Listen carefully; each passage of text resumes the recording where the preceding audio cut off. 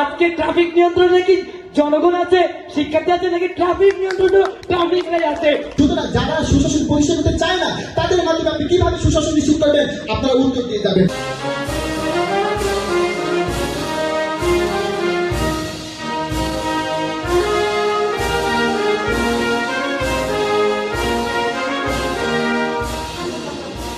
শুভ দুপুর।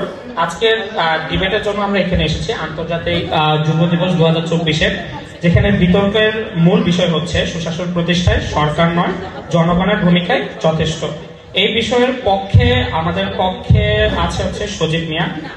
ধন্যবাদ মাননীয় মডারেটর আমাকে সুযোগ প্রদান করার জন্য। মাননীয় মডারেটর, জাতিসংঘের মানবাধিকার বিষয়ক কমিশনের মধ্যে গত জুলাই ও আগস্ট মাসে 1000-এরও অধিক মানুষ নিহত ও শহীদ হয়েছে, যেখানে 32 জন শিশু হতাহত সহ আহত হয়েছে 25,000-এরও বেশি, যেটাকে জাতিসংঘ বলছে গণহত্যা। মাননীয় মডারেটর, বিগত সরকারের দুঃশাসনে শৃঙ্খল ভেঙে ছাত্র জনতা তথা আপামর সকল জনগণের আন্দোলনে সৃষ্ট গণ অভ্যুত্থানে পাওয়া আজকের এই নতুন স্বাধীনতা এবং এই স্বাধীন দেশের আজকের এই বিতর্ক প্রতিযোগিতা, যা সবই জনগণের অবদান। ঠিক তেমন একটি প্রেক্ষাপটে দাঁড়িয়ে আজকের বিতর্কের বিষয় নির্ধারণ করা হয়েছে সুশাসন প্রতিষ্ঠায় সরকার নয় জনগণের ভূমিকায় যথেষ্ট।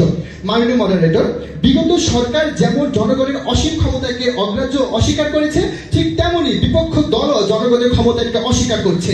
আমরা যেহেতু জনগণের ক্ষমতায় বিশ্বাস করি, তাই আমরা আজকে এই বিতর্কের বিষয়ে পক্ষে অবস্থান করছি। মাননীয় মডারেটর, শুরুতেই চলে যাচ্ছি সংজ্ঞায়নে।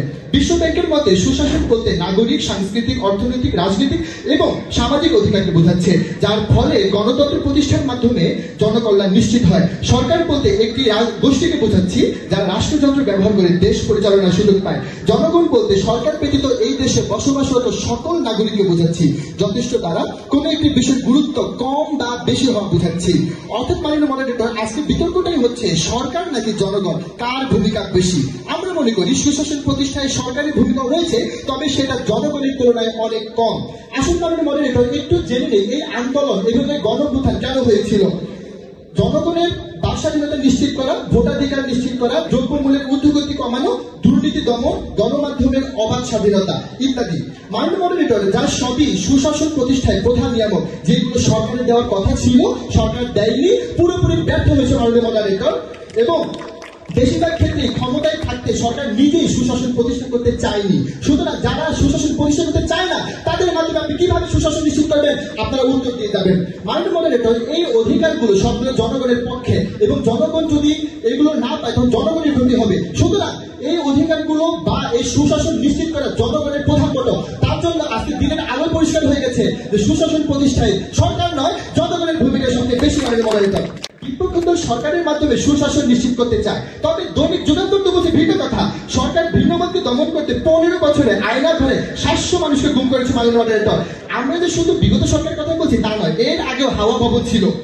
প্রথম আলো বলছে এখনো নিখোঁজ 153 জন। সেই আয়নাঘর থেকে বেঁচে ফেরা মাইকেল চাকমার মতে সেখানে মানুষের কঙ্কালও পাওয়া গেছে।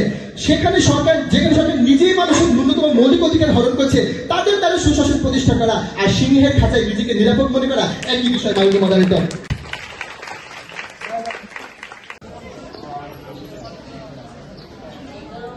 মাননীয় স্পিকার, আজকে মাননীয় প্রধানমন্ত্রী যে প্রস্তাবটি উত্থাপন করলো তা হলো সুশাসন প্রতিষ্ঠা সরকার নয় জনগণের ভূমিকায় যথেষ্ট। তিনি হয়তোবা ভুলে গিয়েছেন যে আজকে আমরা সুশাসন প্রতিষ্ঠা নিয়ে কাজ করছি এবং কথা বলছি। সুশাসন মূলত কি সেটা সে হয়তোবা ভুলে গিয়েছে। সুশাসন হলো রাষ্ট্র, সমাজ ও সম্পদের সুষ্ঠু ব্যবস্থাপনা। আপনারাই বলেন, সুষ্ঠু ব্যবস্থাপনার জন্য কে এই ভূমিকা পালন করতে পারে, সরকার নাকি জনগণ? সেটাই আমরা দেখে যাবো। মাননীয় স্পিকার, আমাদের মাননীয় প্রধানমন্ত্রী অনেকগুলো কথা বলেছেন যে তারা আন্দোলনের মাধ্যমে একটি সরকারকে হটিয়েছে। আমরা বলতে চাই তারা সরকারকে হটিয়ে আবার কাকে ক্ষমতায় নিয়ে এসেছে, আরেকটি সরকারকে। সুতরাং ওই সরকারের মাধ্যমে জনগণের সুশাসন প্রতিষ্ঠা করবে। আমি কিছু কথা বলবো, সেটা হচ্ছে আর সুশাসনের মূল ভিত্তি কি? সুশাসনের মূল ভিত্তি হলো আইনের শাসন।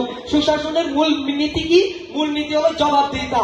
আপনারাই বলেন যে আইনের শাসন এবং জবাবদিহিতা নিশ্চিত করা কি জনগণের দায়িত্ব নাকি সরকারের দায়িত্ব?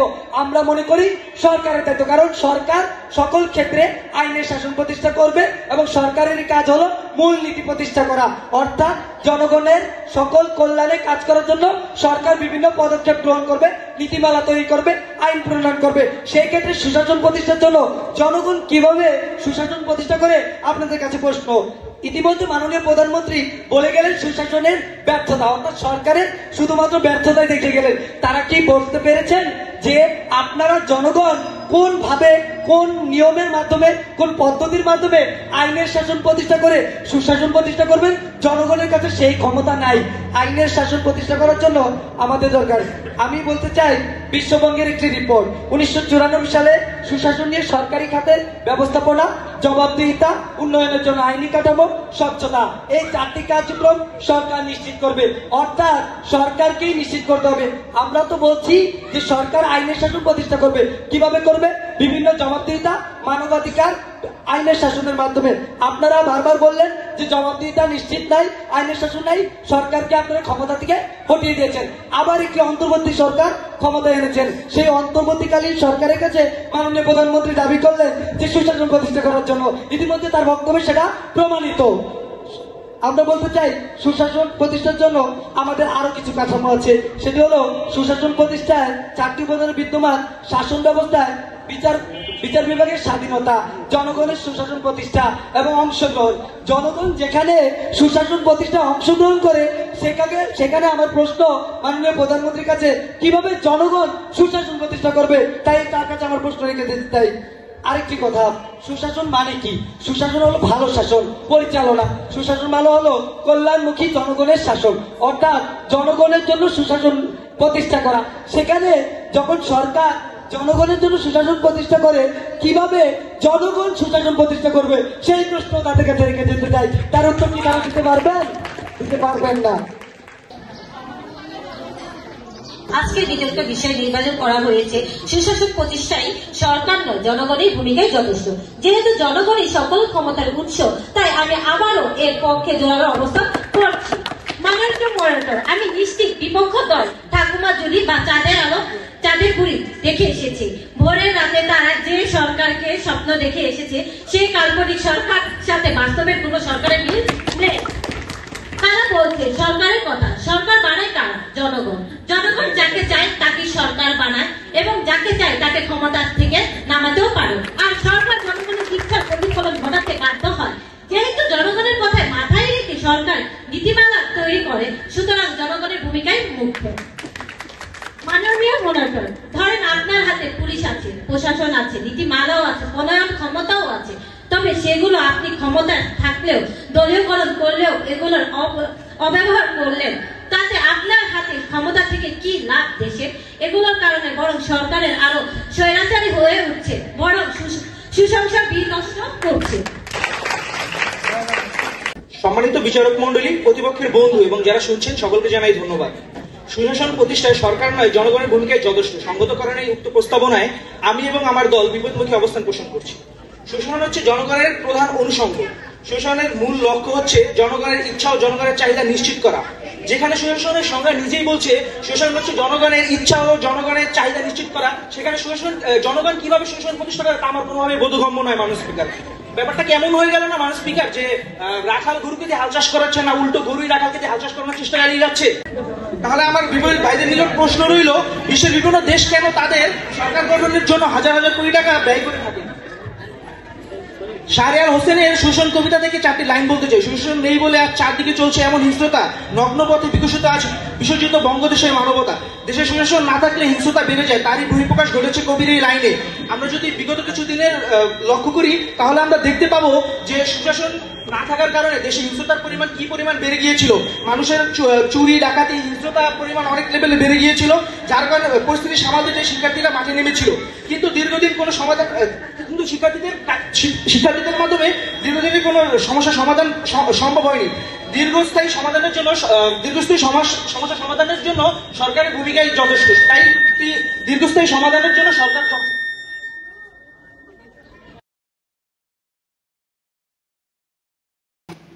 নয়, জনগণের ভূমিকাই যথেষ্ট। যথেষ্ট। এক্ষেত্রে আমি বলতে চাই যে আপনি মানতে চান বা না চান, সুশাসন প্রতিষ্ঠায় সরকারের ভূমিকা অপরিহার্য। কারণ সুশাসন বলতে আমরা বুঝি জবাবদিহিতা, আইনের যথার্থ প্রয়োগ এবং ন্যায় বিচার প্রতিষ্ঠা। এই সকল কিছু যে প্রতিষ্ঠা হয় তাহলে সমাজের সমতা, ন্যায্যতা এবং স্বচ্ছতা প্রতিষ্ঠিত হয়। আর এই সকল কিছু প্রতিষ্ঠিত করার দায়িত্ব একমাত্র সরকারের ওপরই বর্তায়। আমার বিপক্ষ দলের নেতারা বলে গিয়েছেন পৃথিবী থেকে আর সরকার নেই, আমরা পুরো সরকার সিস্টেম, জনগণের সিস্টেম সেইটাকে তুলে ধরছি। আপনারা বারবার একই দলকে কেন বারবার টানছেন? পরিশেষে আমি বলতে চাই, জনগণের সচেতনতা মেনে চলা অবশ্যই প্রয়োজন, কিন্তু কার নির্দেশে মানবে? অবশ্যই সরকারের নির্দেশে। সরকার যদি কড়াকড়ি না হয় তাহলে সেই ক্ষেত্রে মানা যাবে না।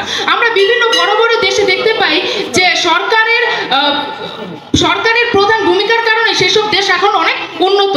তো আমার আশা করি আপনারা বুঝতে পারছেন, সরকার নয়, জনগণ নয়, সরকারের ভূমিকায় অপরিহার্য।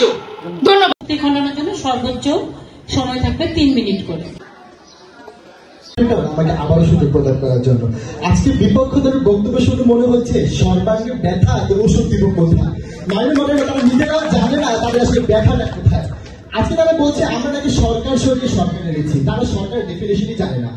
এখন বর্তমানে যে সরকারটি আছে তাদেরকে সরকার, তাদেরকে জনগণের ম্যান্ডেট নিয়ে এসেছে, তাদেরকে জনগণ একটা সময়ের জন্য বসিয়ে রেখেছে যাতে করে দেশ পরিচালিত হতে পারে মাননীয় মডারেটর। তারা কিন্তু সরকার নয়। তো তাদের ভুল ধারণাটা আমি ভেঙে দিলাম মাননীয় মডারেটর। তারা বলছে জনগণ কিভাবে সুশাসন নিশ্চিত করতে পারে, যেমনটা এখন সড়কে করছে, যেমনটা বাজারে করছে, যেখানে পুলিশ নিরাপত্তা আমাদের দেওয়ার কথা সেখানে আমরা পুলিশদেরকে নিরাপত্তা দিচ্ছি। জনগণ তাদেরকে সুশাসন নিশ্চিত করতে পারছে না? অবশ্যই পারছে। তাছাড়া আমরা বলে দিয়ে গিয়েছিলাম যে চাপ প্রয়োগকারী গোষ্ঠীর কথা, যারা সরকারকে প্রতিনিয়ত চাপ দিবে, এই চাপ প্রয়োগকারী গোষ্ঠী কারা? সুশীল সমাজ, নাগরিক সমাজ, অর্থাৎ জনগণ। এবং আমরা বলেছি 2 বারের বেশি সরকারে কেউ ক্ষমতা থাকতে পারবে না, প্রধানমন্ত্রী হতে পারবে না। তাহলে এই যে সিদ্ধান্তটা কার সিদ্ধান্ত? জনগণের সিদ্ধান্ত। এর জন্য তাদের আন্দোলন, এগুলো কিন্তু গণঅভ্যুত্থানের কথা দিত। তারা বলছে আমাদেরকে আওয়ামী লীগ বিএনপি বলছি না, আপনারা সিস্টেমের কথা বলছেন, আমরা সিস্টেমের কথা বলছি। তাদের এই দুঃশাসনের জন্য আমাদের যে ক্ষয়ক্ষতি হয়েছে, এত প্রাণ চলে গেছে, তাদের সিস্টেমটা পরিবর্তন করার জন্য এই আন্দোলন হয়েছিল, এই গণঅভ্যুত্থান হয়েছিল। অর্থাৎ জনগণ এই সিস্টেম পরিবর্তনের পক্ষে, বিপক্ষে নয়। বিপক্ষ দলের দলনেতা মুনির হোসেন। ধন্যবাদ মাননীয় সভাপতি পুনরায় আমাকে সুযোগ প্রদান করার জন্য। মাননীয় সভাপতি, প্রথমেই আমাদের প্রতিপক্ষ দলের প্রথম বক্তার কথা আর কি বলবো। তারা বারে বারে একটা দলকে নিয়ে পড়ে আছে, সেখানে যুক্তি খণ্ডনের মতো কোনো কথাই তারা রেখে যায়নি আমার জন্য। মাননীয় সভাপতি, তারা বলেছে যে ট্রাফিক বিভাগ নিয়ন্ত্রণ করবে। যারা আমরা শিক্ষার্থীরা, তারা শিক্ষার্থীরা আন্দোলন করে একটা সরকারকে হটিয়ে দিয়ে ট্রাফিক নিয়ন্ত্রণে নিয়েছে শিক্ষার্থীরা। কয়দিন ছিল? আজকে ট্রাফিক নিয়ন্ত্রণে কি জনগণ আছে, শিক্ষার্থী আছে, নাকি ট্রাফিক নিয়ন্ত্রণ ট্রাফিকরাই আছে? সেই প্রশ্ন আপনাদের কাছে রেখে দিতে চাই। আপনাদের কাছে আরেকটা প্রশ্ন রেখে দিতে চাই। গতবার আমার বক্তৃতায় আমি 5টি প্রশ্ন রেখেছিলাম। 5টি প্রশ্নের একটি প্রশ্নের উত্তর কি আপনারা উপস্থিত জনগণ পেয়েছেন তাদের কাছ থেকে? পাননি তো। তাহলেই এখানেই প্রমাণিত হয় আপনারা জনগণ সুশাসন প্রতিষ্ঠা করতে পারেন না। আমি আরো কিছু বলে দিতে চাই। তারা বলেছে আমরা তো ম্যান্ডেট দিয়ে এই সরকারকে ক্ষমতায় নেইনি, আবার বলেছে ম্যান্ডেট তো দেয়নি, আবার তো বলতেছে ম্যান্ডেট দিয়েছে আন্দোলনের মাধ্যমে। তাহলে আপনারা কিভাবে তাদেরকে ম্যান্ডেট দিলেন? সেই কথা আমি আপনাদের কাছে প্রশ্ন রেখে দিতে চাই। আরেকটি বিষয়, তারা বলেছে আপনি তাহলে সংবিধান সম্পর্কে জানেন না, সংবিধানের নির্বাচন ব্যবস্থার কথা জানেন না। নির্বাচনে যদি কোনোভাবে কোনো সরকারকে পতন ঘটানো হয়, সেই পতনের পর একটা সরকার কিভাবে গঠিত হবে সেই ব্যাপারে সুশাসন কি বলে সেই বিষয়টা জানেন না। আমি আপনাকে বলছি অ্যারিস্টটল কি বলেছে। আরেকটি বিষয় যেখানে বলছে সরকারের শক্তিশালী কার্যকর ভূমিকা ছাড়া সুশাসন প্রতিষ্ঠা সম্ভব নয়, শুধুমাত্র জনগণের উপর নির্ভর করে একটি দীর্ঘমেয়াদী কার্যকর ভাবে সুস্থ সমাজ গড়ে তোলা সম্ভব না।